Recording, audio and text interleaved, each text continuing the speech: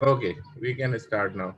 Okay, so as we are saying that the congenital infection is itself a huge and a little bit broader topic, but anybody has any questions after that, our WhatsApp group is available. Our senior colleagues are there, so we can go together to understand these problems.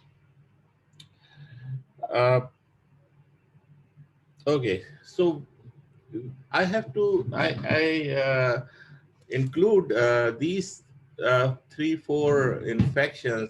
I purposely didn't include HIV and hepatitis C. HIV is itself a whole talk. If you are interested, if you know the prevalence in Pakistan and incident and how it is, uh, I can do it uh, one separate talk about only about HIV. But rest I will go through it, and then we will see what we can do. So in this talk, we will talk about tuberculosis, hepatitis B, torch complex, and the some varicella and herpes simplex, which is especially the varicella, that how we should go and follow those patients. So first of all, congenital tuberculosis. The incidence and the prevalence in Pakistan of congenital tuberculosis, not the tuberculosis, but the congenital tuberculosis, I couldn't find the latest one. So later in the discussion, if someone has some data, please share with us. The congenital tuberculosis is antepartum, which is in utero, intrapartum, and postpartum exposure. And it is more common than congenital tuberculosis. The postpartum one is the more common. The congenital is the risk of transmission is unknown, higher if the mother has primary disease. The postpartum is the risk to infant is 60 to 80%, and 30 to 40% if SPN negative contact. The pathophysiology is a very simple, that it is hematogenous spread through umbilical vein. It is very obvious. The livers, lungs involved, especially the liver and the lungs, these two organs, but other organs can also be involved.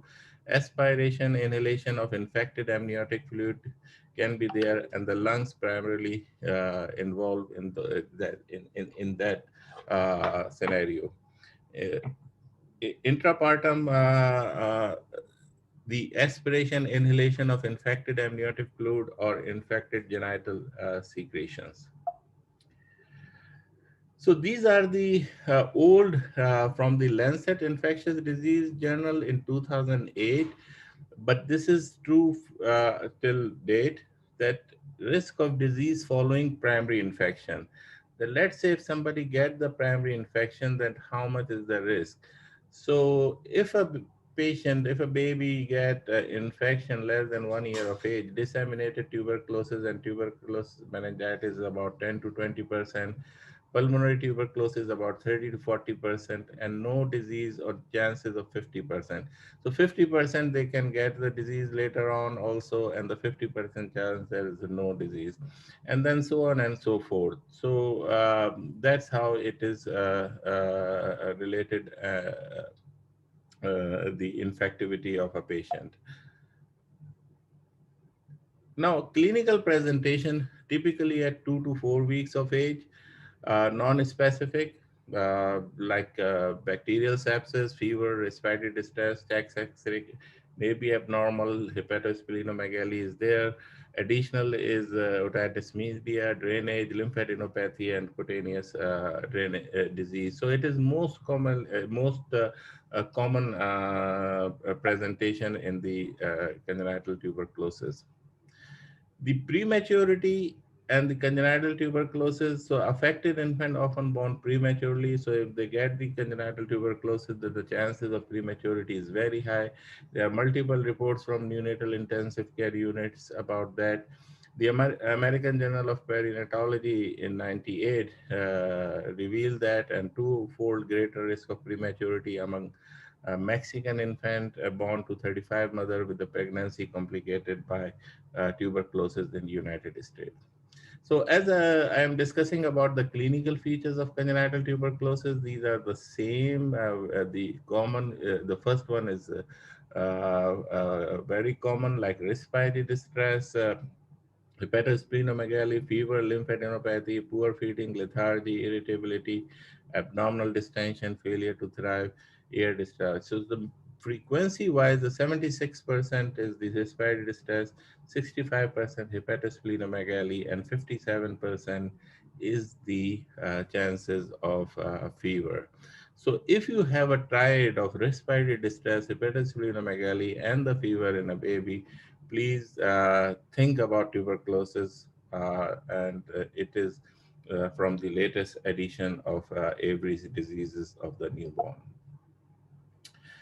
How you diagnose, how we, what we have, I will show you from the latest red book. Most of my references from the red book 2021. I think it is posted on our main group. If not, please WhatsApp in the main group. I will post it again.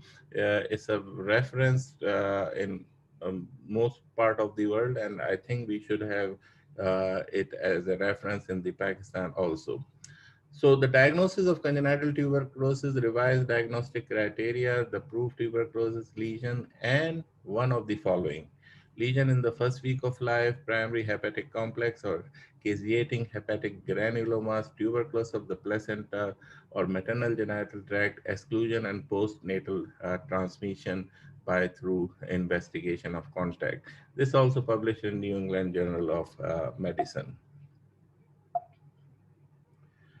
Now, how you evaluate for the congenital tuberculosis? So, the skin test is unreliable but helpful to have baseline. Interferon gamma release assay, I don't know if it is available in Pakistan or not. It has a very limited data. The chest radiograph, we should do it.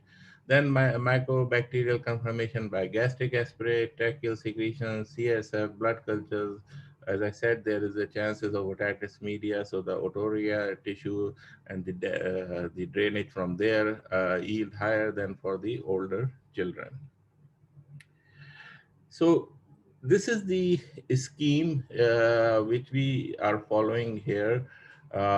Is the definition of positive tuberculin skin test results in infant, children, and adolescent, which is this one. That if you put the tuberculin skin test, which is TST in a short form, what is the meaning of that? In duration of 5 millimeter or greater, in duration of 10 millimeter or greater, and in duration of 15 millimeter or greater. So this is the key for that. Now, what is the algorithm? So let's say we are suspecting tuberculosis in a newborn. So we have to go through the pathway, which is age is more than 2 years. Uh, we will not go through this pathway, but age is less than 2 years, which is this pathway. So you have to put the TST, which is the tuberculosis test. If a negative result, testing complete, unless the sign and symptoms criteria met, then do the interferon gamma release assay. And then if it is a higher risk, high suspicion, and it is positive test as per here, that how much is the end duration, then of course we have to go further and treat the patient. So you can go through it. I will send it this talk to Vikram to be posted to all of you. So the result of the diagnostic test, 29 infants with congenital tuberculosis reported from 1980 to 1994, published in the New England Journal of Medicine. And this is give you an idea that which test is more appropriate. So gastric aspirate, 8 out of 9, mycobacterial culture is 8 of the 9, and the smear or culture is 9 of 11. Endotracheal is aspirate is 100% showing here 7 out of 7, and so on and so forth. So whatever the test you can do, whatever it's available there, you can try that and try to diagnose this disease. So I am showing you these different type of a test that don't go And don't wait that unless until you receive those tests, you should do it. But I think acid fast smear and the aspirates are available in Karachi as far as my knowledge. I don't know other part of the Pakistan. So how you manage of the newborn whose mother has latent tuberculosis infection? So the mother has reactive TST and normal chest X-ray. If mother is asymptomatic, no separation of the mother and infant is necessary. So there is no need to separate the mother and the infant. Mother should be treated for LTBI, which is latent tuberculosis infection. Newborn need no further evaluation. Household member should be evaluated for tuberculosis infection disease. So most of those infections are those which we are not separating and we are not stopping the breast milk. As I go through this talk, we will discuss about that. Now, the management of the newborn whose mother has suspected tuberculosis, mother has sign and symptom or the abnormal X-ray, then evaluate the mother, evaluate the infant for congenital tuberculosis. If excluded, then you have to begin isonize it. Separation of the mother infant until the evaluation complete, and if tuberculosis suspected until mother receiving the appropriate therapy. So only for that period of a time you can do that, and after that you will continue. And even that period, mother can express the milk. Once the INH is started for infant, separation no longer necessary unless mother has the direct tuberculosis or very coughing and all those. She cannot maintain herself. Isolation of the newborn if intubated or undergoing procedures involving the airway. Now, the management of the infant with postnatal exposure to the maternal tuberculosis.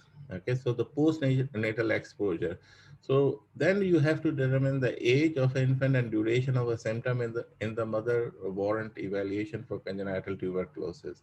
So the evaluation is the same. You can do the X-ray, you can do the TST, you can do the GA, induced sputum, CSF if warranted. If mother untreated, then separate until INH is started for infant. If evaluation is negative, then start INH, repeat TST in 2-3 months, consider empiric treatment for LTBI if repeat TST in infant would not be reliable in less than 6 months of age. So these are the general thing which we can do it. So the first table which I showed you is very important, that how to read the TST. What is the meaning of 5 millimeter duration, 10 millimeter duration, and how to read it. Okay, so please go through that table when I will send you this talk after I mean tonight or day after. So just keep it with you and then you will go through it. So if the baby has infection and you have to treat it, so this is the regime, the 12 weeks of INH plus rifampin once a week. These are the remarks. Or if you don't have, then 4 months of rifampin once a day, or 3 months of INH plus rifampin once a day, or 6 and 9 months of INH once a day. So whatever is easy, whatever you have it, you can do any one of the regime which is mentioned here. So these are those who are susceptible tuberculosis. Let's say you have a INH resistant tuberculosis, then you should use 4 months of rifampin once a day, and rifampin is easily available in Pakistan. If the baby has INH rifampin resistant, then consult a tuberculosis specialist. Then there are many drugs, and you are amazed that how many drugs can use linezolid, moxifloxacin, levofloxacin, streptomycin, and so on and so forth, ethanamide. So these are the other drugs which you can use, but please involve your infectious disease people, and then get it their advice, whatever available, wherever you are working, you can use it. In most of the resistant, when in the USA, the resistant tuberculosis is high, so we use moxifloxacillin or levofloxacillin in most of the cases. Sometimes in New York, we use with ethambutol or pyrazinamide. So because New York is very high prevalent in the resistant tuberculosis. If we suspected the pulmonary and extrapulmonary disease except the meningitis, then this is the regime: the 2 months of rifampin, INH, pyrazinamide, and ethambutol. We called it RIPE, daily or 3 times per week, followed by 4 months of INH and rifampin by those medicine which we call dog for the drug susceptible mycobacterium tuberculosis. If you have a meningitis, then you have a INH, rifampin, and pyrazinamide. So these are the different regime we should use, and then I think all those medicines are available in Pakistan. So I don't think so is any problem in having that. These are the different drugs, different doses, but you can either use this reference or any other reference, but I think more or less it's a similar kind of a range. Now come to, this is the general idea. I think tuberculosis, you can talk more and more, but this is just a basic, you can have it. So at least you are in the safe side if you know that much about that. Now the torch infection. Torch, as you all know, is the toxoplasmosis. Others like syphilis, varicella, parvo B, hep B. R is rubella, C for cytomegalo, and H for herpes simplex. I found this one article which is published in 2018 from Khyber Medical University from Peshawar, that the frequency of torch infection during pregnancy in Peshawar, and they mention it is about 7%. With the toxoplasma is 2.5, rubella 1.5, cytomegalo 1.8, and herpes simplex 1.1. So I don't know if this is the model for all other provinces or in all other cities, but 7% torch infection is on the higher side, except in the southern America, like Brazil, Argentina, where the prevalence is higher, but all other part of the world is around, in Middle East and Europe and USA is about 5%. So this is one article I found it out. The other thing, the another article which published in 2011 by Dr. Bhutta and his group, Dr. Sidra is the main author, and they also mention is they actually want to find it out the effectiveness of intervention to screen and manage infections during pregnancy on reducing stillbirth. So what they mention is potential causes of stillbirth, including HIV and torch infection, need to be investigated further to help establish the role of prevention treatment and its subsequent impact on stillbirth reduction. So they are also mentioning about the same, that we have to screen and we can prevent those stillbirth. So these are the two articles. If you interested, please review those. Now, screening for torch infections. So what is going, we are following the USA guidelines. So what are the screening during pregnancy? We are doing the practice of screening in the United States by the American College of OBGYN. ACOG recommend that pregnant women may be screened for rubella and syphilis at the first prenatal visit. In UAE, we are not doing the syphilis, but the rubella. Okay, so that's the difference. But I think in Pakistan we should do both rubella and syphilis. Newborn screening, asymptomatic infant generally are not screened for any congenital infection. But let's say if there's some infection, baby is presenting with some kind of a typical, we will go through it, typical some sign and symptoms. So then we should review and we should screen the babies. But routine in screening for the newborn we are not doing, but for the mothers we are doing. So first infection in the torch complex is the torch is the toxoplasmosis.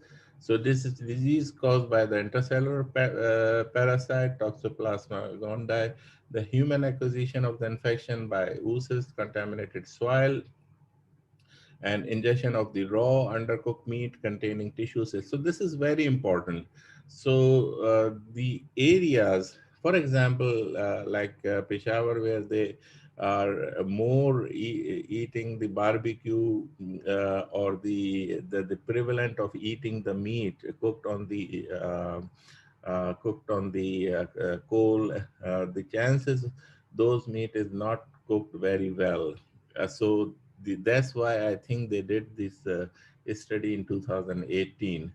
But anyway, this is just my thought. Unpasteurized goat milk. I think I don't know, but Vikram maybe knows that it is used in our rural areas. But here in UAE, yes, they use in the rural areas the unpasteurized goat milk. The incubation period is approximately 7 days, and the range is about 4 to 21 days. So these are the just the cycle or the life cycle of the Toxoplasma, that it is go from the feline to the some animals and undercooked meat, undercooked vegetable, and go the oocysts go to the mother, and then so on and so forth. So the primary maternal infection in pregnancy, infection rate higher with infection in the third trimester. So the infection rate is very high in third trimester. So that's why we have to be very careful when we eat the vegetables, and the meat should be properly cooked. Transmission, how it transmit is vertically transmitted, can occur in the utero. So as I said, 25% in the first, 75% in the third, and 90% during the last few weeks prior to delivery. So that's how it is, that it is the in the later part of the delivery, the chances is higher. Transmission to the fetus from previously seronegative immunocompetent mother, reactivation of previously immune pregnant, or reinfection of a previously immune pregnant mother. So these are the clinical manifestation. If the baby get transmission during the first trimester, the chances of IUFD, intrauterine fetal death, is very high. CNS infection very high. Ophthalmology sequelae is very high. There's a classic triad in the second trimester. If you get it, then you can get the classic triad of hydrocephalus, intracranial calcification, chorioretinitis, jaundice, hepatosplenomegaly, and so on and so forth.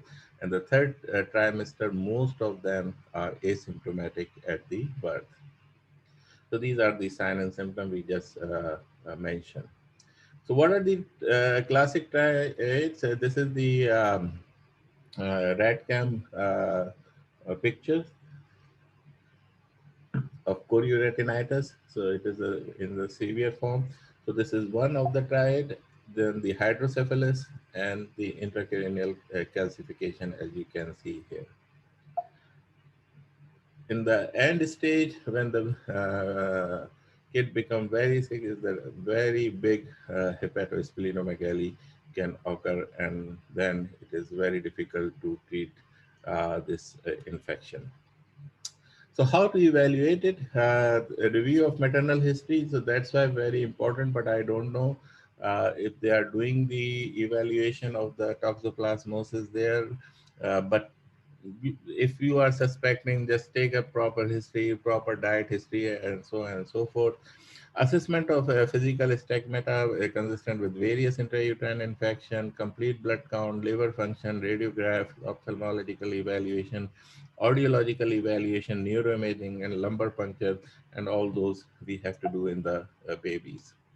So the serial IgG measurements for maternal infection, amniotic fluid PCR for fetal infection, and serological testing, brain imaging after the birth, and the PCR testing, especially the CSF. So how we confirm it? If the detection of Toxoplasmus IgM after 5 days of life, or IgA titer is after 10 days of life, is considered diagnostic of congenital toxoplasmosis. Positive for Toxoplasma IgG beyond 12 months or positive CSF PCR increase in antitoxoplasma IgG titer is during the first year of life. So all this, if it is thing, then we said it is a congenital toxoplasmosis infection. So it's a busy slide, but if you go through with me, then it is easy that how we treat it. So in pregnant women with an established recent infection, spironolactone 3 gram daily in divided doses should be given. In babies, you start with pyrimethamine at dose of 1 milligram per kg, administered twice daily for 2 days, and then once daily for 6 months, and then 3 times per week to complete 12-month total course of therapy. So it is a big duration of treatment. Plus pyrimethamine, you have to add sulfadiazine at a dose of 50 milligram per kg, again twice a daily for 12 months total, and you should use folinic acid. Folinic acid and folic acid is the same. It's a vitamin B9 group. Folinic acid is an active form. Folic acid is a synthetic form. That's the only difference. So if you have a folinic acid, fine. If otherwise, you can use the folic acid. So at a dose of 10 milligram, 3 times per week to complete 12-month total course of therapy, folinic acid is used to minimize the pyrimethamine toxicity. Folic acid may not be substituted for folinic acid, but it is because of the pyrimethamine toxicity, you need some active B9, not the synthetic one. But if not available, I think you can use the folic acid. But I think folinic acid is also available in Pakistan. If the CSF protein is more than 1 gram per deciliter, or the severe choroiditis, then the recommendation to use the prednisone as a dose of 0.5 milligram per kg, maximum 20 milligram per dose, and administer twice daily until the CSF protein is less than 1 gram per deciliter or resolution of chorioretinitis. So these are the regime which we are using in our babies here. Some European countries, Germany has some different regime, but these are the things. But I put it here. They are using pyrimethamine and sulfadoxine every 10 to 15 days is used for subclinical mild form of congenital toxoplasmosis. But I think we should stick with the recommended regime. Next, I want to talk about the syphilis. Syphilis, you know, that is a Trypnea pallidum, is a spirochete bacterium with a various subspecies. It is transmitted only among the humans, so this is specific for this organism. It is like a coil, helical and coil. Route of infection is direct contact with the spirochete containing lesions sexually or transplacentally. And it is happening commonly, especially in USA, especially in the New York. The incubation period of acquired primary syphilis is about 3 weeks, but rate from 10 to 90 days. Transmission is human are the only natural host for that. So congenital syphilis generally is through the placental transmission, and it can occur at any time during the gestation. It's not like toxoplasmosis that the higher in the third trimester. Women with untreated primary or secondary syphilis are more likely to transmit the syphilis. The risk of transmission decreases with increasing time. So that's another peculiar thing about that.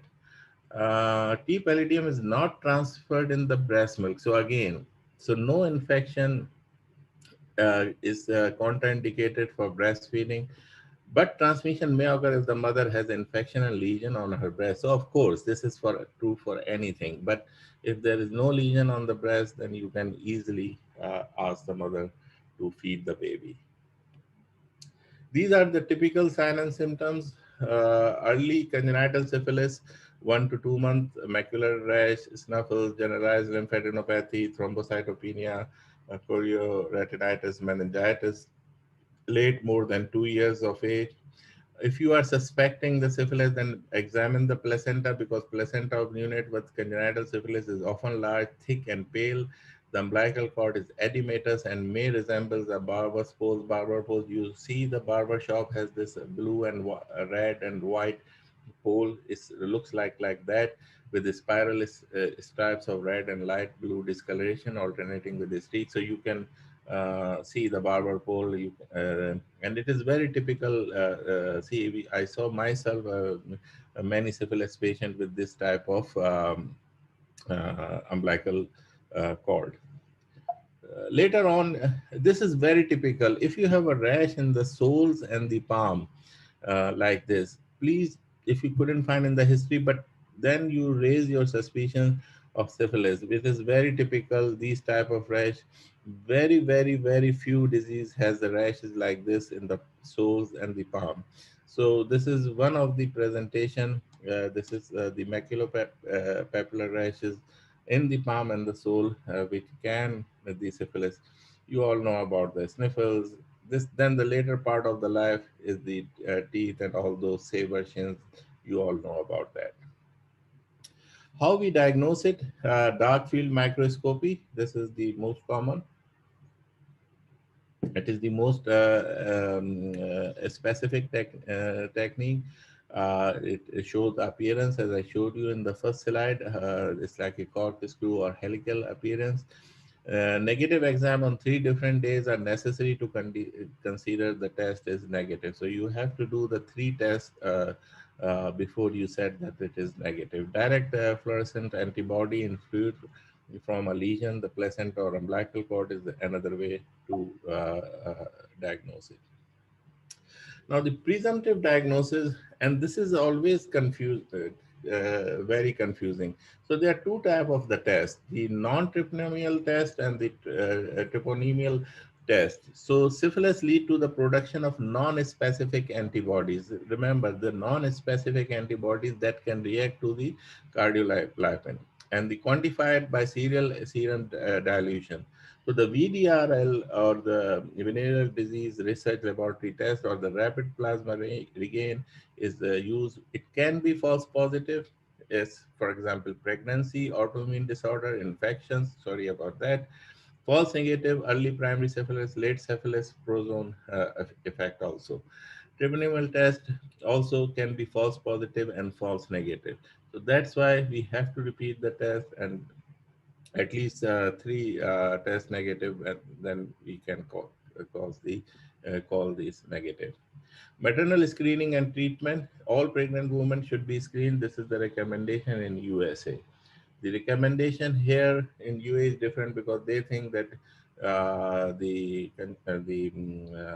sexually transmitted diseases are not that very common here in UAE. So here they are not recommended to all pregnant women. But in Pakistan, I think we should do the screening the all women. If infected, it has to be treated by penicillin G. Follow up with the non-treponemial test and treponemial test every 4 weeks. Screen the infants if the mother has titer that increase the fourfold, or positive test without documented treatment, not treated with penicillin. This is very important. No other antibiotic is considered as a treatment for syphilis except the penicillin.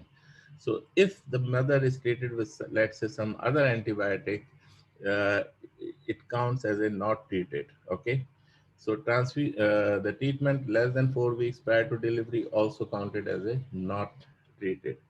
If sign of congenital syphilis, as we discussed, then we have to do all these tests: CBC, liver function, ophthalmological exam, and so on and so forth.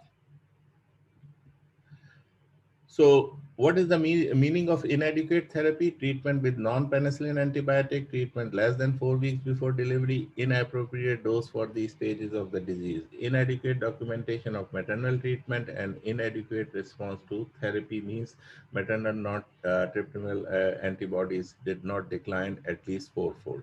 So this is very important tables when you are treating the babies, that what is the meaning of different thing, and how you proceed, and how you plan your management. Again, There's a very simple algorithm. It looks very complicated here, but it is a very simple algorithm. If you go through it, and it guide you very simply. The treatment option is the aqueous penicillin G 50,000 unit kg intravenously every 12 hours for 1 week of age, or every 8 hours if it is more than 1 week. Or you can give procaine penicillin 50,000 unit intramuscularly as a single dose for 10 days. If a 24 or more hours of the therapy is missed, an entire course must be started. So this is the most important thing. And then you go through it that if it is false positive, what to do. If it is false negative, what to do. And then you read this thing. And this is the key for this algorithm. So this is a very simple algorithm. This is very latest from the American College of OBGYN and the Red Book. And I will send it to you, so you should go through it and keep it in your library. Uh, One thing I tell, if my junior colleagues, if my postgraduate students, uh, these infections, maybe I don't know, you are familiar or not, or you are seeing in your practice, but if you are giving any postgraduate exam, they are asking many questions about those infections. At least in the American exam, like USMLE, American Board of Pediatrics, American Board of Neonatology, they are asking a lot of questions from these things. So not only for your practical purposes, for your knowledge and for your educational purposes, these things you should keep in your mind. The rubella, the German measles, is a 90% chance. So that's why all the mothers should have, and it is a very severe infection. So the chances of intrauterine death is very high. So we have to do the screen in all the mothers. It is looks like that. It is not the coronavirus, but it looks like it. It is also the RNA virus. It's a member of the Toga virus family. Contact with respiratory secretion and the transplacental it goes. It's 5 to 7 days after the maternal inoculation. The transmission infection with rubella virus is referred to a congenital rubella infection or CRI. Infection with rubella earlier in pregnancy, like first trimester, has worse prognosis. So if the baby get it in the first trimester, the chances of death is very, very high. The virus can become transmitted to the fetus, to the placenta, as we all know, and the incubation period is about 14 to 21 days, usually 16 to 18 days. There are a lot of complication. So if a less than 12-week gestation and the mother get the infection, then often results in congenital defect, greater risk in first 10 days of gestation. More than 12 weeks have no clinical manifestation, more likely to result in future hearing loss and visual problem. Sign and symptoms is a very typical, which we called it blueberry muffin rash, which is dermal erythropoiesis. As you can see, it looks like a blueberry muffin. If you all know about that, lymphadenopathy, hepatosplenomegaly, thrombocytopenia, IUDR is very important, and meningoencephalitis. Now there are some manifestation, their frequency, and what happened. Okay, so if the hearing impairment, the chances is 60%, and this is a permanent. So that's how the morbidity of this disease is very, very high.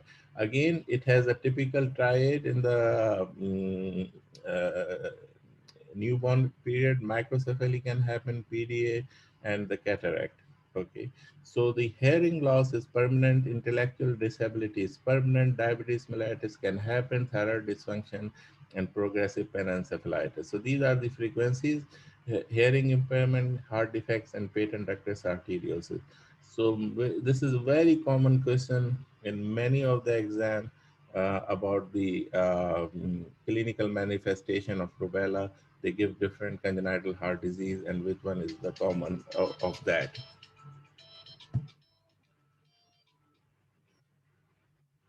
Uh, I just want to mute. I have to answer this. Just 1 minute. I will, and then I will. I will back. Just 1 minute. I will be back. Uh, Hello.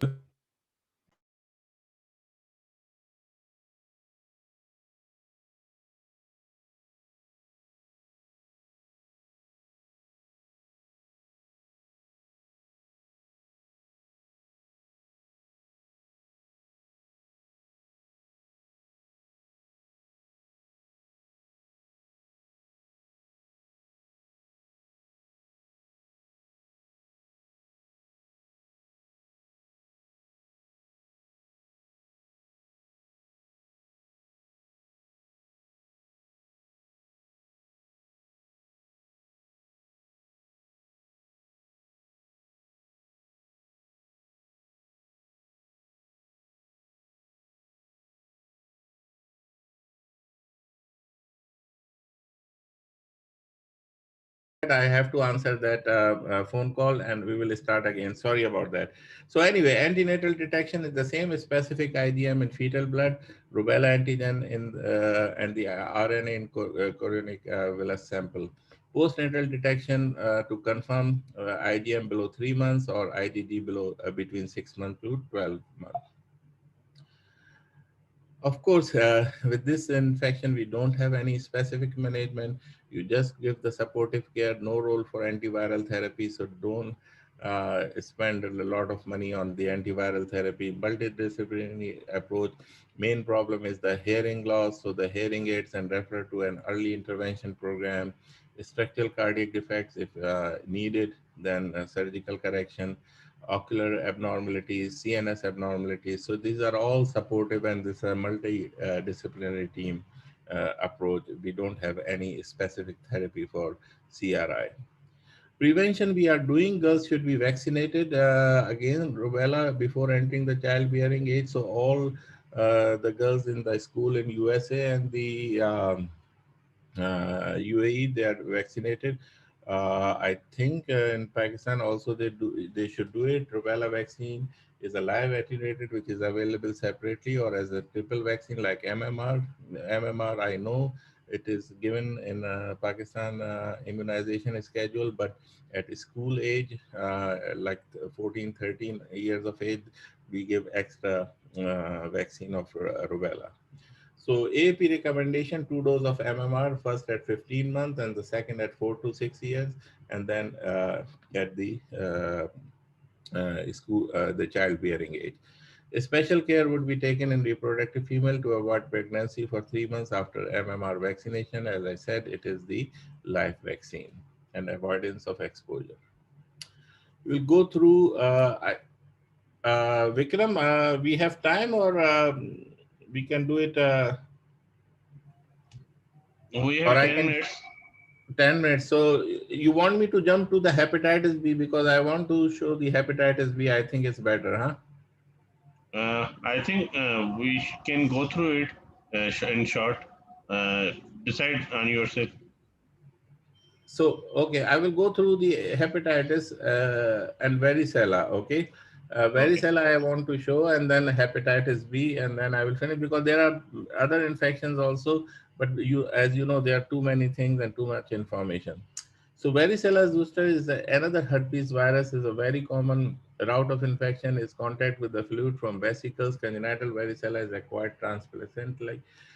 Time of diagnosis less than 20-week gestation, the chances of fetal demise, and all those ophthalmocutaneous limb hemiplegia, CNS damage. Later gestational, typical signs of varicella after birth or maybe asymptomatic. So the cutaneous scar, which may be depressed and pigmented in dermatomal distribution, cataract, chorioretinitis, hypoplastic limb, all that can offer. How you should diagnose? It's a very obvious. You can see the chicken pox rashes, PCR or direct fluorescent antibodies or IgM titers. You can do it. How's the management? So if this is very important, that's why I want to tell all of you, if the newborn with severe disseminated VZV infection are treated with intravenous acyclovir 30 milligram per kg in 3 divided doses for 10 days. Antiviral treatment must be started as soon as possible after the onset of the symptom because most viral replication is stopped by 72 hours after appearance of the rash. Okay, this is breastfeeding. Whether VGV is secreted in human milk is uncertain, although the varicella zoster is a DNA virus. So remember, all the herpes, all the hepatitis viruses are the DNA viruses. Has been detected. Breastfeeding is encouraged in newborns. Okay, so there is no such thing that you should stop the breastfeeding. This is important, that management of exposure. So the management of newborns who are exposed to this infection by maternal infection or contact with affected individual includes isolation and post exposure prophylaxis. The specific intervention depend upon the timing of exposures, okay, the mother's serological status and gestational age. Varicella vaccination, yes, we are doing it. It is in our schedule. I think it's also in our Pakistan also. The post-exposure prophylaxis is we are giving called VZIG or VeriZig. It's an immunoglobulin. It's called varicella zoster immunoglobulin. And when to give it, I will tell you. If it is not available, then you can use the IVIG. So the American Academy of Pediatrics, the CDC, the Central Disease of Prevention and Advisory Committee on Immunization Practice, ACIP, recommended administration of VZIC to newborn who have had significant exposure to varicella plus one or more of the following. So what is this? If the mother symptoms, neonates whose mother have sign and symptom of varicella around the time of delivery, within 5 days before or 2 days after, it should receive the varizic. If you don't have this, then you can give the dose of IVIG. Preterm infant, if it's more than 28 weeks of gestation, then the recommendation is hospitalized preterm infant born than more than 28 weeks of gestation who have a significant exposure to varicella zoster and whose mother do not have documented immunization, serological immunity, or prior documented history of varicella infection should receive the VZIG. Infant less than 28 weeks, regardless of the mother history, should receive the varicella zoster immunoglobulin. Healthy term neonates who are exposed to varicella postnatally generally do not require any prophylaxis. This is because postnatally acquired varicella is very mild and it will go away. However, some experts suggesting administering VZIC in this setting also, but we are not doing it. VZIC is an intramuscular at a dose of 125 unit, one vial for neonates weighing more than 2 kilogram. If it is less than 2 kilogram, you can give the high vial, which is 62.5 units. When post-exposure prophylaxis is indicated, passive immunization with VZIC should be offered as soon as the possible. So it's a similar kind of a thing what we are doing for hepatitis B. The efficacy is its efficacy is inferred from observational data demonstrating considerably low transmission rate and milder disease as compared to not giving it. The supporting evidence is discussed in greater details in many other articles. So the VZIG is unavailable. Then, as I said,